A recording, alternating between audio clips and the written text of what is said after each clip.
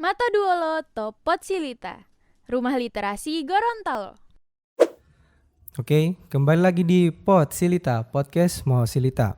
Pertama, gue ngucapin terima kasih buat teman-teman yang tetap setia mendengarkan podcast kita ini.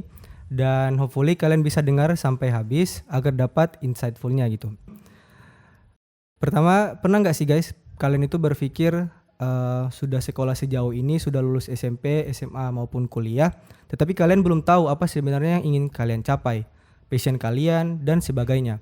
Nah, kali ini kita akan membahas tentang mental health, yaitu krisis identitas. Dengan gua Yusril ditemani narasumber yang super sekali. Beliau ini adalah anggota BNN Provinsi Gorontalo sekaligus dosen psikologi di Universitas Nahdlatul Ulama Gorontalo. Perkenalkan Kak Kristi. Oke. Halo Kak. Halo. Gimana kabarnya Kak? Baik-baik aja. Perjalanan dari rumah ke sini aman aja Kak? Aman, tapi ternyata jauh juga dari kos ya. Jauh sih Kak. Oke. Tapi tetap semangat lah. Tetap semangat ya. Untuk tetap berbagi ilmunya kepada teman-teman Pod Silita kan Kak? Iya. Oke. Nah langsung aja nih Kak. Kemarin itu aku sempat baca-baca jurnal tentang Erik Erikson yang ditulis oleh Erik Erikson bahwa fase pertumbuhan psikologi manusia itu ada 8 nih Kak. Nah yang aku highlight itu Kak, fase dewasa muda sama fase remaja, yaitu pencarian identitas nih Kak. Nah yang menurut aku yang paling berat itu adalah fase dewasa Kak. Namun untuk sukses di fase dewasa tentu saja kita harus sukses juga di fase pencarian identitas. Gimana menurut Kak? Oke, yang pertama aku agak koreksi, bukan fase pertumbuhan psikologis. Jadi kalau psikologis itu perkembangan. Karena kalau pertumbuhan itu identiknya dengan pertumbuhan fisik.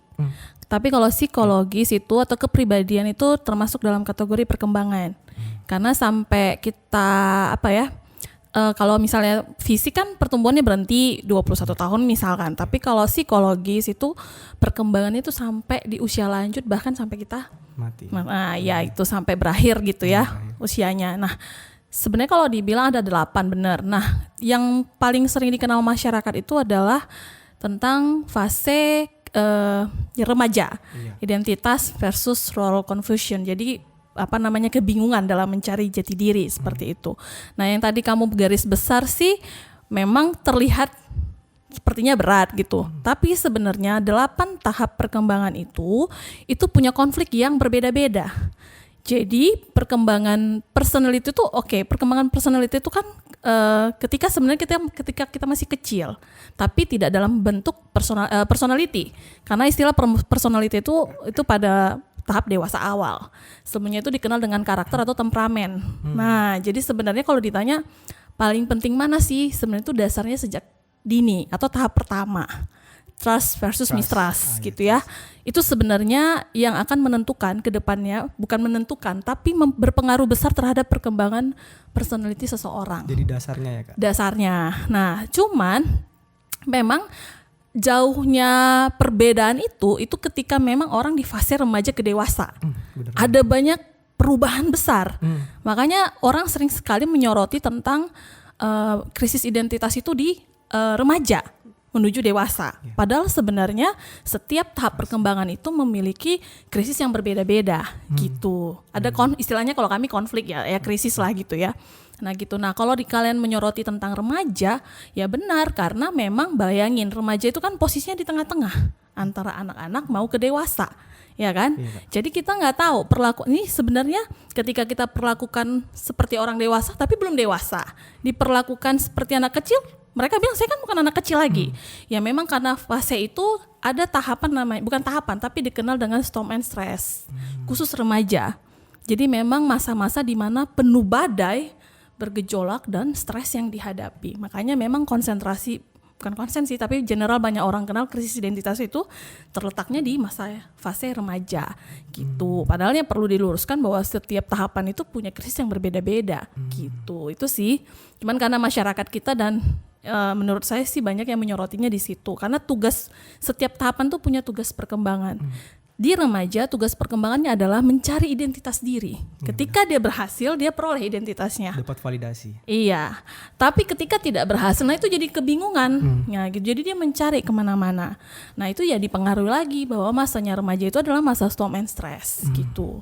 gitu. Jadi ketika dia mampu mencapai identitas dirinya dengan baik, maka masa dewasa selesai kan, maka dia menyelesaikan tugas perkembangan di usia remajanya itu udah ya baik. Tinggal dia melangkah ke menjadi seorang dewasa, orang yang dewasa itu juga akan berjalan, kemungkinan akan baik juga gitu. Gitu sih yang saya maksudnya yang agak perlu sedikit diluruskan gitu loh terkait tentang krisis identitas. Dan krisis identitas itu sebenarnya itu pemahamannya apa dulu gitu. Kalau menurut kamu apa? Nah, menurut aku sih pencarian jati diri aku sih, kayak contoh simpel pertanyaan itu kayak ketika ditanya oleh orang, kamu ingin jadi apa? Terus passion kamu apa? Terus tapi jawabannya itu bukan berdasarkan apa dulu keluarga ataupun teman-teman, tetapi dari hati aku paling dalam. Gitu aja sih Kak. Oke. Ya bisa juga ya. Tapi sebenarnya krisis identitas itu adalah kondisi di mana ketika saya atau kamu tidak memahami tentang dirimu gitu. Jadi kayak kamu nggak tahu sebenarnya keinginanmu itu apa, kebutuhanmu apa. Aku ini siapa? Who am I gitu juga ya salah satunya. Nah itu. Nah jadi memang ketika kita mampu mencapai atau mengenal, bukan identitas di sini tuh bukan dalam arti melekatnya, jangan tolong agak dihilangkan, bukan hanya untuk khusus remaja gitu. Nah ketika kamu bisa beradaptasi dengan perubahan yang terjadi di kamu, nah berarti kan identitasmu berhasil, kamu udah melewati krisis itu, seperti itu. Itu sih. Jadi ya benar kalau dalam masa remaja itu, makanya kalian lihat ketika seorang remaja nggak berhasil mencapai, atau dia kan masuk ke tahap kebingungan tuh, muter-muter terus sampai dia dewasa awal, sampai dia berusia beranjak dewasa, dia kan juga tetap bingung. Aku ini siapa sih gitu? Kebutuhanku apa sih aku ini? Makanya jangan heran ketika ada orang dewasa awal kalian jumpa nih, mungkin saudara atau abang, coba kalian tanya, bang mau jadi apa? Nah, gitu kan? Atau bang kamu sebenarnya kenal nggak sih diri kamu? Entah, aku juga nggak tahu. Orang-orang yang nggak tahu tentang tujuan hidupnya itu kan biasanya belum melewati fase sebelumnya ya, belum sukses. Maksudnya dalam arti dia belum mampu mencapai dengan baik seperti itu, belum bisa melewatinya dengan baik kayak gitu. Jadi kalau memang orang remaja, makanya benar pengaruh lingkungan itu sangat besar. Benar Kak. Dan ketika kamu misalnya sedang mencapai kebingungan terkait tentang identitasmu, ini khususnya dalam fase remaja gitu ya. Nah, orang sekitarmu gimana? Apakah membantu untuk meyakinkan dan kamu dibantu secara positif ya? Dalam arti, oh kamu nih gini, oh kamu remaja yang begini. Biasanya kan fase remaja itu kan selain pencarian identitas diri apa? Prestasi. Prestasi benar Kak. Iya kan? Ketika lingkungan support ya kamu bisa. Ketika kamu berprestasi, selfmu makin bagus kan? Iya benar. Kamu bisa, kepercayaan dirimu meningkat seperti itu gitu. Nah keren banget sih Kak. Yang aku highlight itu tadi kan Kak, kenapa pendapat aku di antara 8 fase itu 8, di antaranya itu adalah dewasa muda yang paling sulit. Itu dikarenakan ketika kita sudah lulus SMA, sudah lulus kuliah, kita itu sudah dituntut banyak hal gitu kan Kak. Dan parahnya lagi, seperti yang Kak bilang, kita itu belum lulus di fase sebelumnya, yaitu pencarian identitas. Jadi tambah menumpuk PR-nya dalam diri kita, dan tambah lagi ketika kan sering dengar kan Kak, kalau misalkan makin bertambah umurnya, makin sedikit teman-teman atau circle kita yang kita dapati. Nah itu sih kayak mungkin tantangan-tantangan yang sangat berat dihadapi, khususnya aku sendiri. Iya gitu ya. Sebagai remaja benar sih, karena kita kalau anak-anak kan masih ada dukungan support orang tua ya kan. Kalau remaja itu kan langsung harus dicemplung, iya, harus benar-benar dia akan menjadi sosok yang mandiri ketika dewasa ya kan. Jadi memang agak kena gitu istilah di psikologi itu tugas perkembangan. Jadi ketika kamu tidak mampu menyelesaikan tugas perkembanganmu dengan baik di fase remaja misalnya, itu akan membebani sampai kamu jadi dewasa awal, terus kamu akan menjadi dewasa madi atau lanjut usia. Nah itu akan terbebani. Makanya jangan heran kenapa ada orang yang ketika dia udah masuk dalam usia lanjut, ada, mohon maaf ya, misalkan kayak banyak tangkapan narkoba, kami juga gitu. Ternyata setelah digali, ternyata memang faktor keluarga. Faktor keluarga. Tapi setelah kami gali, masa remajanya memang dia nggak tahu identitas dirinya gitu. Akhirnya ketika dia menjadi seorang dewasa awal, ini dewasa awal kayak kita umur 25 tahun sampai 40 tahun, di mana tugas perkembangannya adalah menjadi sosok yang mandiri, bisa bekerja. Nah dia nggak mampu meraih itu. Nah akhirnya ketika misalnya dia udah tidak mampu mandiri, maksudnya dalam arti dia udah berkeluarga tapi nggak bisa mandiri secara ekonomi finansial. Ketika jadi dewasa lanjut, kakek-kakek misalnya kan dia dia tetap merasa kan tidak baik dia menyelesaikan tugas perkembangan. Penuh penyesalan.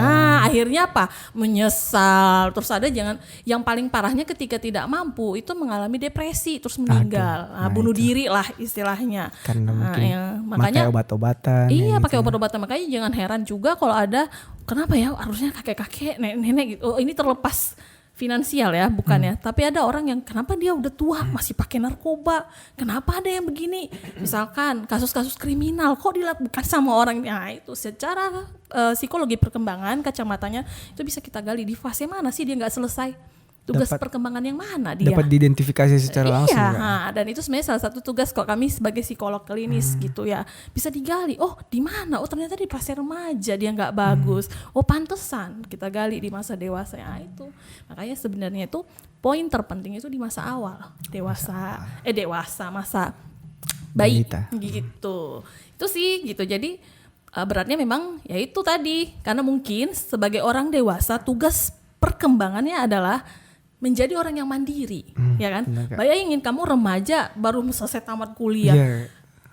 Ini tidak lepas dari budaya kita yang pokoknya udah selesai kuliah kamu cari kerja sendiri gitu kan. Coba kalau orang-orang bule kan nggak kayak gitu. Nah budaya Indonesia tuh kan kayak gitu. Pokoknya dikuliahin udah bisa jadi pegawai, ngasilkan duit udah gitu. Akhirnya kan ya balik lagi. Akhirnya membebani si remaja yang akan menjadi dewasa awal itu gitu. Nah, ketika kamu walaupun kamu menyelesaikan dengan baik, tapi lingkungan, misalnya ketika kamu remaja kamu bisa menyelesaikan yang dengan baik, tapi ketika kamu beranjak di dewasa awal, lingkunganmu tidak support, ya kamu tugas perkembangan dewasa awalmu juga nggak akan baik gitu, berjalan dengan baik. Itu menarik banget sih Kak. Tambah galaunya lagi itu ketika Kak bilang tadi kayak kesuksesan itu diukur dari pangkat, misalkan dari uang ataupun dari hal-hal mungkin kayak kita sebagai pelajar diukur dari suatu subjek tertentu seperti nilai matematika. Padahal seorang manusia itu kan tidak sekompleks itu, sedangkan kesuksesan itu tidak sesederhana itu kan Kak. Nah iya benar gitu.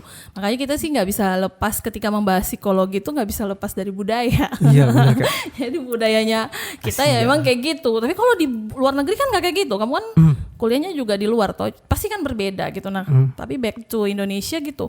Kayak kami contoh saya orang dewasa awal, toh tugas perkembangannya harusnya apa? Menikah, menjalin relasi. Kalau tahap perkembangan dewasa awalnya nggak bagus, nanti akan menjadi intimacy versus isolation. Jadi artinya, itu benar banget.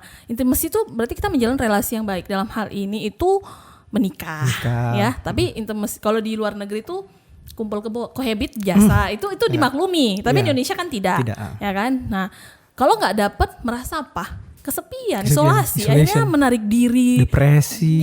Iya, akhirnya kan ujung-ujungnya depresi. Tapi setidaknya jadi menutup diri, takut dikatain peran tua gitu ya. Nah, seharusnya di Indonesia bilangnya usia berapa? 25 cewek wajib nikah. 25. Ya kan? Nah, gue udah kepala 3. Nggak, kalau aku sih jadi orang dewasa aku mikir kebahagiaan dia nggak diukur lewat menikah cepet, cepet gitu kan. Tapi aku punya jalan sendiri gitu. Misalnya dengan mengisi sambil menunggu jodoh misalkan ya, mengisi dengan hal-hal yang positif, bekerja atau ya ikut apa segala macam seperti itu. Gitu dia. Jadi setiap tahap perkembangan 8 psikososialnya Erik Erikson itu punya krisis atau konflik yang berbeda-beda gitu. Benar-benar. Makanya Erik Erikson ini ketika misalnya kalau aku kan orangnya suka forensik gitu, jadi ketika aku menganalisa kasus contoh misalnya psikopat gitu ya, kenapa orang bisa jadi psikopat? Itu pakai psikologi perkembangan. Rusaknya di mana dia? Oh dirusaknya di sini. Oh wajar. Begini sampai akan berlanjut di usianya yang sekarang seperti itu gitu. Benar-benar. Dan mungkin apa ya Kak? Tantangan untuk kita sebagai remaja milenial sekarang itu yang saya pahami itu kayaknya Kak lebih sulit remaja sekarang untuk mencari identitasnya dibandingkan remaja dahulu Kak. Karena adanya media sosial, konsumsi yang secara random kita dapat kan Kak. Dan pertanyaan aku itu Kak, kenapa bisa mungkin di umur sebelumnya itu mereka sudah dapat idealisme mereka, mereka sudah dapat kepercayaan mereka, tetapi ketika melihat konten sesuatu mereka itu tergoyahkan keyakinan mereka gitu kan Kak. Kayak gitu. Apa saja sih penyebab yang dapat mempengaruhi orang dapat terpengaruh gitu kan Kak? Itu dalam konteks remaja. Dalam konteks remaja. Dan dewasa awal lah ya. Yang pertama kita nggak lepas nih kalau remaja ngebahasnya. Kenapa mungkin dia bisa berhasil mesti menjalani tugas perkembangan sebelumnya. Kenapa remaja sekarang jadinya susah, iya nggak sih? Milenial sekarang itu kan dianggap sebagai kaum manja.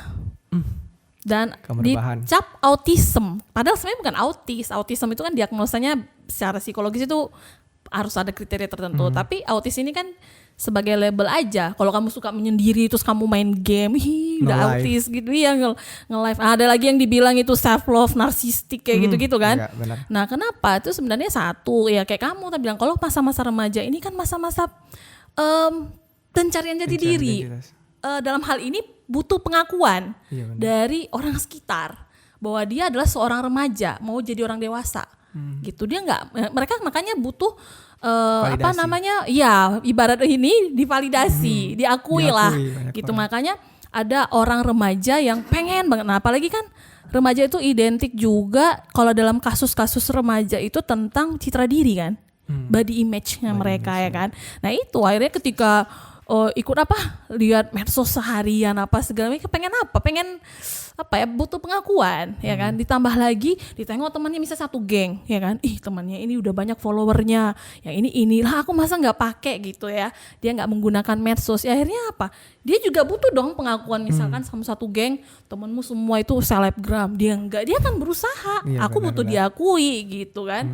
Akhirnya dia mau gimana pun akhirnya jadinya lupa dia bahwa dia punya peran sosial. Ya kan, akhirnya dia punya tanggung jawab di lingkungan sekitar. Misalnya kayak tadi, misalnya jadi dia malas belajar, terus dia hubungan retak dengan keluarga, orang tua dalam hal ini kayak gitu, karena dia lupa bahwa ya itu balik lagi kami memahami bahwa remaja itu sedang butuh pencarian identitas diri. Bahkan kan sampai ada yang mau gila-gilaan nih anak remaja yang melakukan hal-hal di luar batas, yang penting banyak follower. Penting viral. Iya kan? Padahal sebenarnya di sisi dirinya secara psikologis dia bermasalah tuh, krisis identitas juga salah satunya gitu, karena dia butuh pengakuan seperti itu. Itu kalau remaja dewasa ya kurang lebih seperti itu sih gitu. Kalau korelasinya antara keluarga dengan pencarian identitas orang remaja, kira-kira apa menurut Kak? Penelitian itu nggak hanya teori ya, penelitian juga banyak membuktikan berkorelasi positif ya. Jadi berbanding lurus. Jadi kalau keluargamu support gitu, positif ya supportnya, supportnya kan bisa dua, positif negatif ya. Mensupport secara positif, maka remaja juga akan bertumbuh atau menyelesaikan tugas perkembangannya itu juga dengan baik. Bayangin kamu ketika kamu sedang mencari identitas diri. Ini aku nggak tahu nih, aku tahu namaku, tapi aku nggak tahu aku bakatku apa. Misalnya dari bakat ya, aku ini sekolah nggak pintar-pintar aman, tapi masa sih aku nggak punya bakat gitu. Nah, contoh nih ya, jadi keluarganya tuh support nggak dengan cara dia membantu anaknya, yuk kamu temukan bakatmu, bukan menuntut untuk kamu harus sekolah, harus ranking. Nah kan, pokoknya kamu harus minimal kamu 10 besar seperti itu. Nah ketika misalkan dia tidak didukung dengan arti kapasitas intelektualnya juga nggak pinter-pinter amat, terus gimana kalau lingkungan keluarganya tetap menuntut dia untuk menjadi seseorang akademis gitu yang harus pinter, ya kan akhirnya dia apa? Ya kan menjadi apa? Ya dia pun bingung dengan identitasnya. Lah aku disuruh belajar tapi aku nggak bisa ini gitu ya. Galaunya di situ sih. Galaunya di situ. Iya benar. Padahal Tuhan itu kan memberikan kertas ujian berbeda-beda kan kepada manusia. Iya. Tapi kita sering membanding-bandingkan diri kita sama orang lain gitu kan Kak. Iya. Jadinya apa? Jadinya kayak hati kita itu kayak kosong gitu kan Kak.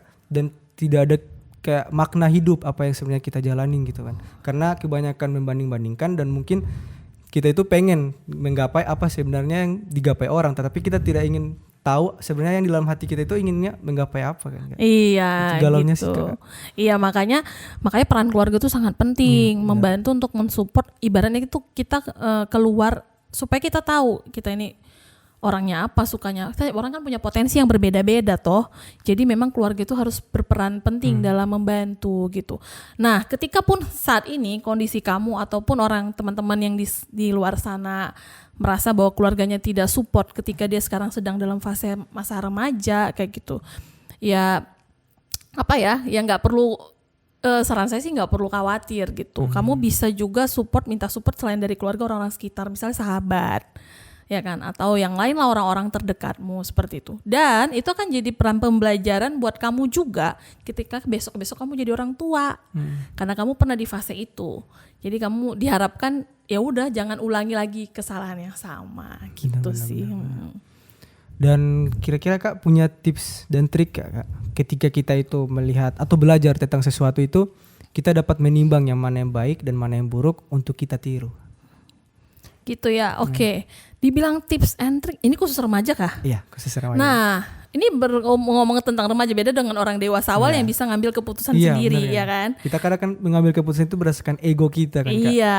Berdasarkan nafsu. Nah, memang kita nggak bisa bilang remaja itu harus bisa memutuskan segala sesuatu itu sendiri. Tidak. Jadi kalau kamu tanya gimana Kak caranya, salah satu tipsnya, kamu memang sebagai orang remaja butuh support yang memang agak sedikit besar dibanding orang dewasa awal. Dalam hal ini mungkin orang tua, kalau punya, maksudnya orang tuanya kalau support atau siapapun yang figur lekatmu yang dekat, yang bisa support kamu seperti itu. Terus yang kedua, berusaha untuk ini nih, open minded. Kadang-kadang gini, anak remaja itu kan egonya tinggi kan. Saya juga pernah di fase remaja. Pokoknya bangkang aja gitu kan. Dibilang kamu anak nakal, padahal sebenarnya salah satu tuh dia lagi proses, ya kan. Benar. Nah orang tua kita kan nggak memahami tentang itu gitu ya. Nah itu akhirnya berusaha untuk menjadi remaja yang juga open minded terhadap masukan orang lain. Memang egonya tinggi, ya kan? Apalagi anak remaja dinasihatin paling susah. Susah banget. Iya, karena dalam tahap ini perkembangan moral, perkembangan kognitif. Ya, Colbert ya, teorinya Colbert. Nah, dia itu kan fase yang mulai belajar abstrak, operasional dia bukan operasional konkret lagi, operasional formal. Jadi mulai dulunya dia kan konkret aja. Sekarang dia harus berusaha untuk membuka open minded bahwa aku tuh udah masuk dalam tahap dewasa gitu, belajar untuk menjadi orang dewasa. Nah itu jadi sosial peran dalam hal ini orang lekat ya, orang lekat yang bawa positif untuk Anda itu sangat membantu untuk remaja. Benar. Kecuali kamu orang dewasa awal atau orang dewasa udah bukan nggak perlu, tapi kamu bisa mandiri, kamu bisa proses berpikirmu itu udah mateng, ya kan, decision makingmu itu udah bagus. Prefrontal cortexnya udah kebentuk. Iya, secara medis ya gitu ya. Nah tapi kalau proses berpikir secara, maksudnya ini tahap perkembangan kognitifnya psikologi tuh, dia berpikir bahwa ya memang sudah belum matang ya remaja. Jadi butuh memang orang-orang untuk memberi masukan. Yang kedua, kalau kamu mau maksudnya bisa pengen terima, kamu bisa berkembang lebih baik ya open minded sih rasaku gitu. Gitu karena dengan cara kamu open mind, ya agak turunkanlah egonya. Berusaha untuk meredakan ego dan pikiran terbuka sehingga ketika kamu bisa open minded kan hal-hal positif bisa kamu tahu. Oh ini yang nggak baik, oh ini yang baik, ini yang negatif seperti itu. Karena orang remaja belum bisa secara perkembangan moral juga saya ralat perkembangan moral Colbert, baru perkembangan teori kognitifnya Piaget itu tokohnya. Jadi kalau kita membahas perkembangan manusia tuh Dek, itu membahas banyak hal. Jadi nggak hanya psikososialnya, tapi dibahas tentang perkembangan kognitifnya di usia masa remaja. Perkembangan apa lagi? Perkembangan moral. Itu 3 itu dibahas ketika kita membahas sebuah tahap perkembangan manusia. Gitu. Bener sih Kak. Kayak yang aku sempat baca-baca kemarin itu sosok Maudy Ayunda saja yang privilege-nya itu udah kuliah di Stanford dan sebagainya, itu sebenarnya dia udah mempersiapkan hal tersebut dari SD bahkan. Iya. Nah di situ pasti ada dukungan dari orang tuanya kan Kak. Benar. Kita di umur 21 pikiran ke situ aja belum kan Kak. Nah itu mungkin galaunya kan Kak. Sisi galaunya kayak gitu. Iya. Benar. Jadi memang nggak hanya kita butuh social support remaja ya, dalam konteks ini remaja dari orang tua, tapi kita belajar untuk open minded. Ya kamu diapain pun dikasih masukan, diajarin, kalau ini kamu nggak terbuka ya susah, ya kan, nggak berani untuk out of the box, belajar hal baru kayak gitu. Nah itu dia sih, bayangin Maudy Ayunda loh, saya aja cemburu, gila dia mah umur ini, saya S2 umur 28 waktu itu gitu kan. Tapi at least kita nggak boleh membanding-bandingkan. Setiap manusia itu punya jalan hidup masing-masing dan potensi yang berbeda-beda. Makanya itu walaupun kamu berbakat, tapi kamu potensimu itu nggak diasah orang-orang sekitar, tidak diketahui ya, ujung-ujungnya kamu nanti akan menjadi remaja yang krisis identitas terus sampai kamu ke tahap selanjutnya seperti itu. Nah, kalau misalkan nih Kak, ketika kita sudah berada di fase dewasa muda seperti aku nih. Dewasa awal, oke. Ya, dewasa awal. Tetapi kita itu belum sempat mendapatkan identitas kita. Nah, kira-kira apa sih masukan dari Kak supaya nanti kita itu udah masuk di fase dewasa muda ini bisa lolos juga dengan baik, biar nanti di fase selanjutnya kita tidak ada PR lagi sebelumnya. Oke, terima kasih. Pertanyaannya bagus ya. Jadi kalau kamu udah terlanjur di dewasa awal nih, ya kan. Sementara kamu di fase remaja mungkin masih kebingungan gitu ya. Sebenarnya kalau dibilang harus dituntaskan, nggak harus sih. Cuman setidaknya ketika kamu udah jadi orang dewasa awal, kamu benar-benar harus tahu tentang sebenarnya dirimu itu apa. Coba kenali kamu itu potensimu apa, kekuranganmu apa. Tetap harus berproses karena itu akan menentukan kamu selanjutnya. Benar, gitu. Beda dengan pernah belajar teori kebutuhan Maslow? Nggak, psikologi banget tuh. Jadi maksudnya kalau proses perkembangan ini menurut teori Erikson ya, itu tuh memang akan linier, berjalan terus. Nah ketika kamu misalnya dewasa awal nih, nggak selesai yang ini, nah itu akan terbawa terus. Benar Kak. Ya kan? Akan membebani tugas perkembanganmu akan lebih banyak gitu loh. Benar. Satu sisi kamu nikah tapi kamu satu sisi nggak tahu identitas. Iya, maksudnya bahkan nggak tahu tujuan nikah apa. Iya. Nah, itu akhirnya makanya kenapa nggak boleh nikah muda? Ya kan? Benar-benar. Iya, kognitifnya belum jalan, perkembangan ini juga tugas perkembangan belum selesai gitu. Nah, itu jadi kalau kamu bilang terus gimana Kak ya? Belajar untuk mengenal dirimu. Kalau kamu agak kesusahan itu ya datang aja ke psikolog. Biasanya psikolog bisa bantu gitu. Terus juga jangan lupa pilihlah lingkungan-lingkungan positif untuk dirimu. Balik lagi ketika kamu pernah belum selesai tuntas tugas perkembangan pasar remaja, kamu tuh jadi dewasa awal, pilih lagi lingkungan positif.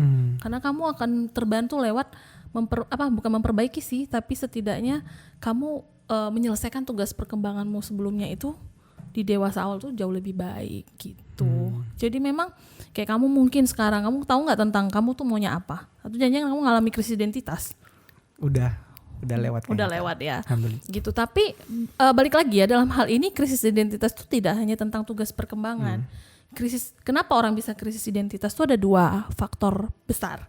Pertama usia. Nah yang kayak tadi tugas perkembangan dipengaruhi oleh faktor usia. Yang kedua kejadian atau peristiwa-peristiwa besar yang berpengaruh terhadap hidupmu.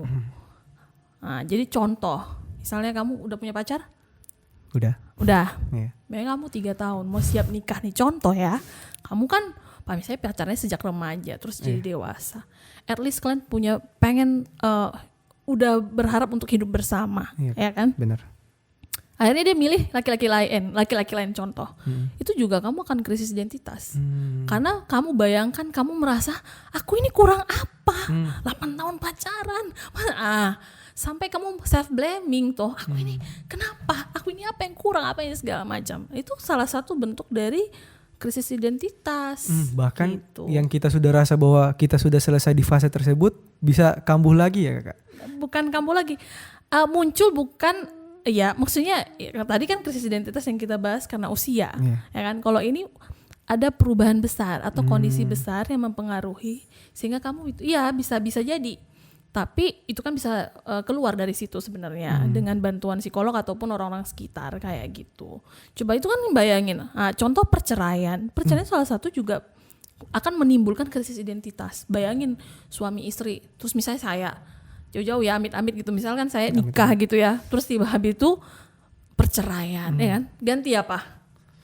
Status dari nikah, KTP, dari nikah, itu berat loh, itu ada krisis identitas di sana gitu kan. Bagaimana peran sosialmu tuh berubah, yang dulunya kamu dipandang masyarakat sebagai suami istri, seorang ibu mungkin, atau ditambah lagi kalau dia punya peran sebagai ibu gitu. Ini kan masih label janda aja udah negatif, tambah lagi misalkan ya janda beranak 1, janda beranak 2 gitu ya. Itu tuh krisis identitas sebenarnya ketika kamu nggak mampu melalui proses itu dengan baik gitu. Jadi balik lagi kayak tadi aku bilang bahwa krisis identitas itu tidak hanya ditentukan oleh usia. Jadi kayak kamu kan mengangkatnya tentang fokusnya di remaja, dewasa, tapi krisis identitas itu bisa dialami dialami di usia manapun. Yang penting ada ketika dia tidak mampu mengenal dirinya diakibatkan perubahan-perubahan besar terjadi dalam hidupnya gitu. Nah Kak, kalau misalkan kita tadi yang seperti saya tanyakan udah berada di dewasa muda, otomatis seperti yang juga Kak bilang tadi kan circle itu makin mengecil kan? Iya benar. Dan intimacy itu yang paling dibutuhkan. Kalau enggak ke isolation nantinya. Iya, Nah, kalau misalkan kita geser sedikit topiknya kan Kak, bagaimana sih kalau misalkan kita terasa buruk kah pandangan kita kalau orang-orang itu kalau kita menjauhi circle sebelumnya gitu. Biar nanti kita itu bisa menyeleksi circle-circle yang harusnya kita jaga sampai misalkan sampai tua gitu kan. Karena menurut aku kan seberat apapun masalahnya, kalau misalkan pendukung atau support sistem kita itu baik sama dalam diri kita itu baik, kita bisa lalui semuanya itu Kak.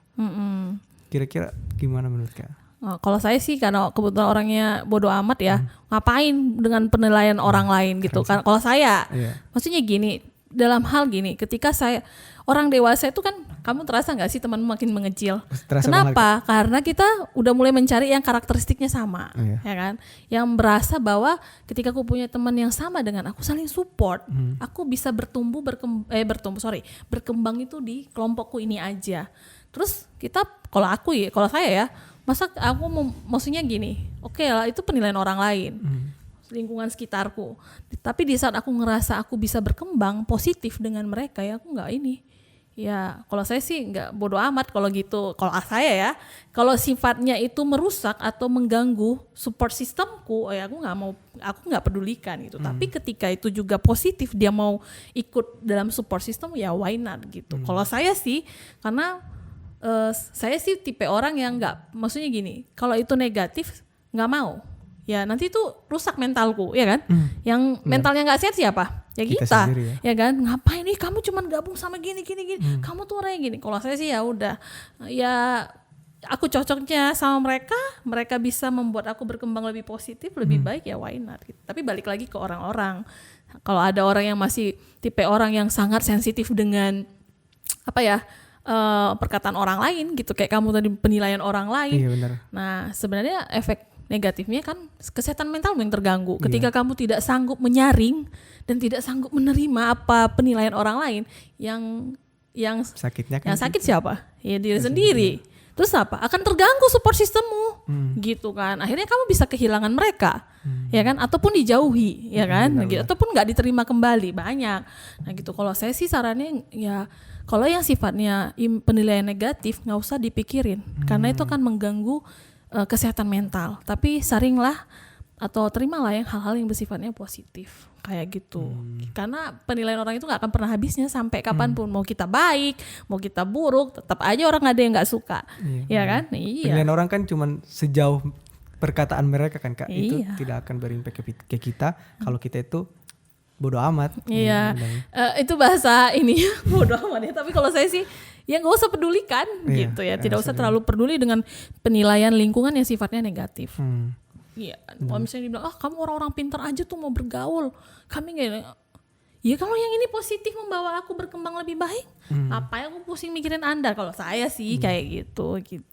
Nah Kak, kalau misalkan ada kayak contoh kita ini nih yang di sini, terus punya sanak saudara atau mungkin pasangan atau mungkin teman yang krisis identitas, mengalami krisis identitas, apa sebenarnya yang harus kita lakuin Kak agar bisa meng-guide atau men-treat mereka biar bisa melewati fase tersebut? Oke, yang pertama jadilah teman mereka. Jadi maksudnya gini, sanak saudara, keluarga ataupun teman. Nah kamu jadi sosok bukan psikolog sih, tapi jadi pendamping yang positif ya. Jadi kamu dengar keluh kesah mereka. Kadang-kadang orang yang punya permasalahan kesehatan itu nggak mau cerita, ya kan? Kalau yang sifatnya introvert tipenya, kalau yang extrovert agak enak gitu. Tapi kamu berada di samping mereka, coba bantu mereka cari permasalahanmu apa sih sebenarnya. Misalnya gitu, kayak tadi aku nggak tahu ya diriku ini apa potensinya. Kamu sebagai orang terdekat, kamu bisa yuk konsultasi misalkan ke psikolog. Kita lihat nih potensimu sebenarnya kamu cocoknya di mana. Misalkan dalam hal ini pengen berkarir, biar kamu tahu karirmu itu cocoknya di mana, bisa. Atau yang kedua, misalkan dia ini terkait tentang usia. Misalnya yang kedua contoh, ya misalnya kegagalan menikah itu disebabkan oleh kejadian-kejadian besar ya. Iya Kak. Atau misalnya perceraiannya, kamu di samping dia belajar untuk menjadi pendengar yang baik dulu lah. Nggak usah kasih masukan. Kadang-kadang orang nggak penting masukan, yang penting didengar aja dia cuap-cuap. Itu udah rilis stres atau rilis emosi negatifnya itu udah terkeluar setengah gitu ya. Nah itu. Yang ketiga ya pokoknya kalau kalian membantu krisis identitasnya saudara atau orang-orang terdekat kalian, coba gali dulu sebenarnya masalahnya dia apa ya gitu. Kamu misalnya pasanganmu sedang alami apa yang dia alami, bantu dia untuk mencari sebenarnya permasalahannya apa. Nah ketika kamu bisa mampu menggali, yang kedua cari solusinya kira-kira itu apa gitu. Misalkan kamu Benar. ketika kamu bisa ngatasi ya silahkan carilah. Bisa kan manusia kan bisa cari apa problem solvingnya sendiri seperti itu. Tapi yang paling penting adalah kamu menjadi support system yang positif bagi mereka. Jangan hindari. Jadi kayak misalnya ada orang yang baru putus cinta, temanmu, jangan hindari. Tapi nggak nempel terus sama dia, maksudnya nggak gitu ya. Tapi coba ketika dia butuh atau dia lagi ini, kamu ada di sampingnya. Jadilah support system yang positif untuk mereka gitu. Wah super sekali sih Kak. Gitu sih kalau saya ya mudahnya gitu. Oke. Last but not least Kak. Oke. Kita kan bakal menghadapi hari kemerdekaan. Ya. Kira-kira 2 atau 3 minggu lagi. Kak punya kesan untuk teman-teman mengenai mental health, spesifiknya itu tentang krisis identitas. Dipersilahkan Kak. Mental health jadilah generasi bangsa yang benar-benar tahu tentang dirimu sendiri. Karena ketika Anda mengenal diri Anda sendiri, Anda mampu memberikan hal yang terbaik untuk kamu, keluargamu, ya, dan negara ini gitu. Seperti itu sih. Jadi bagi remaja, kenalilah dirimu dengan baik-baik. Benar. Karena kamu sebagai generasi bangsa. Waduh. Bangsa itu akan bagus ketika generasinya bagus. Benar sekali. Nah, ketika misalnya kamu bobrok, ya kamu nggak akan bisa jadi penerus generasi bangsa yang baik gitu aja sih. Jadi ya kenalilah dirimu sebaik-baiknya seperti itu. Super sekali, terima kasih banyak nih Kak atas ilmu yang diberikan kepada kami. Sama-sama. Dan semoga apa yang Kak berikan kepada kami ini dapat kita langsung terapkan. Oke, ya. Itu aja sih guys untuk podcast kita kali ini. Dan see you lagi di next podcast selanjutnya. Makasih guys. Assalamualaikum.